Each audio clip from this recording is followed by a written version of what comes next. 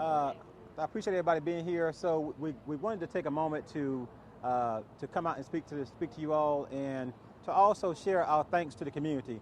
The community has been overwhelmingly supportive of the department in the last day, the last couple of days, and we want to come out and say thank you to them. So this was our opportunity. We also wanted to announce that we've been inundated with calls and emails asking about a location to make donations to the family, and that has been set up at the local government credit union. So if you'll contact your local government credit union, you can make a donation to the family, or work out any arrangements that the public would like to do on behalf of his family. We also want to thank the public in our community for engulfing the officers. It's extremely important that they do that this week. We want to keep our officers encouraged. We want to remind them this is why we do what we do. And we do this in honor of Officer Sheldon. So, the department's still hurting. It's going to be some time before we get back to a sense of normal. But all of our partners around the state, all of our law enforcement family has just been outstanding in showing their support to all of us. So, got it.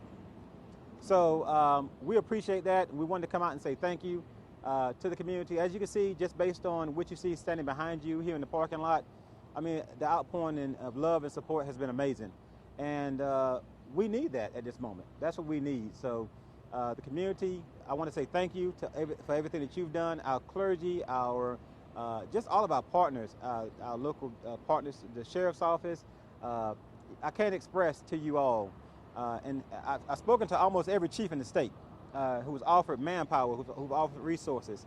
So I can't express enough how much that means to this department as we go through this very trying time. So with that being said, and I will ask the community to continue for the week to engulf this department. These things help this, it makes it a little bit easier for us to deal with. So I'll take any questions a few questions that you may have. Once again, reminding you that the scope of the questions need to be limited based on the investigatory process, okay? We heard from Kim earlier that you guys actually are helping out other agencies with the surplus of food. The need now is you might need Tupperware plastic bags or takeout boxes because the officers on patrol need to take that stuff with them. Is that correct? That's correct, yeah. So the community's been great. We've been getting plenty of food, and we've been getting plenty of support from the community. But yeah, some of those things that you don't think about that come along with having so many people come through your police department can be helpful. And are you sort of sharing the wealth with the fire department? Other agencies in the area stepped in to help you guys. Oh, absolutely. Well. So are you guys just like bringing food in and out and kind of sharing it? Oh yeah, we welcome all of our partners to come. Listen, now is the time to come visit us. Come and give us a hug. Come and say hello. Come and show that support. So we're welcoming that. We're very honored that so many people have come out to do that. Our fire department here is absolutely great. I mean, these guys have stepped in to be our partners. They've stepped in to fill gaps where they could, and I mean, we couldn't ask for better public safety partners than our local fire department here in Mooresville.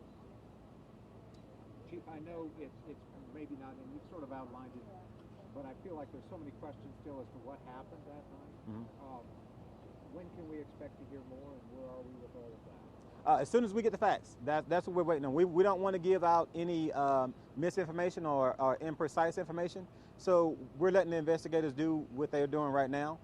They're very close, and once they provide me with the facts, I'll be glad to release them to all of you. The SBI, I understand, is still in town, correct? That's correct, yes. Okay. It's obvious seeing the reactions to people, how this is affecting them. Mm-hmm. People probably did not know the officer. Tell us a little bit about him personally. What do the community need to know about what we lost? It's like I said yesterday, you have to know Sheldon as a kind of a jokester. He always had a smile on his face.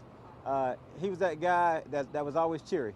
But I heard Officer Beck say it best last night at the vigil, that he was a warrior. He was a K-9 officer. You have to have a little extra to be a K-9 officer.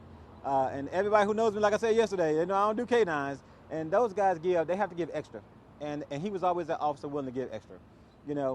When you hear people say, he was a nice guy, no, this guy genuinely was a nice guy.